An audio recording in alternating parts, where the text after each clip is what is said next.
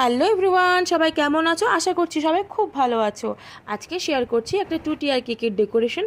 আর এই কেকটা করতে গিয়ে যে আমার কী নাজেহাল অবস্থা হতে হয়েছে সেটা আর তোমাদের কি বলবো। এই গরমের মধ্যে যারা এই কেকের কাজ করছো তারা অবশ্যই আমাকে রিলেট করতে পারবে। আমার ক্রিম এত বাজেভাবে গলে যাচ্ছিলো যে আমি কোনোভাবেই সেটাকে ঠিক করতে পারছিলাম না। যাই হোক, অনেক কষ্ট করে খুব ভালোভাবে ম্যানেজ করতে পেরেছি। কেকের ডেকোরেশনটা কেমন হয়েছে জানাতে কিন্তু একদম ভুলবে না।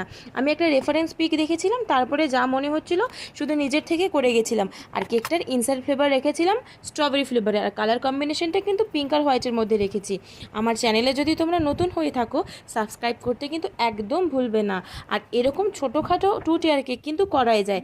একটা ধারণা আছে যে ছোট 2 টিয়ার কেক হয় না, কিন্তু না, ছোটোর মধ্যেও 2 টিয়ার কেক করা যায়। যেমন এই কেকটা আমি বানিয়েছিলাম শুধুমাত্র 2 পাউন্ডে।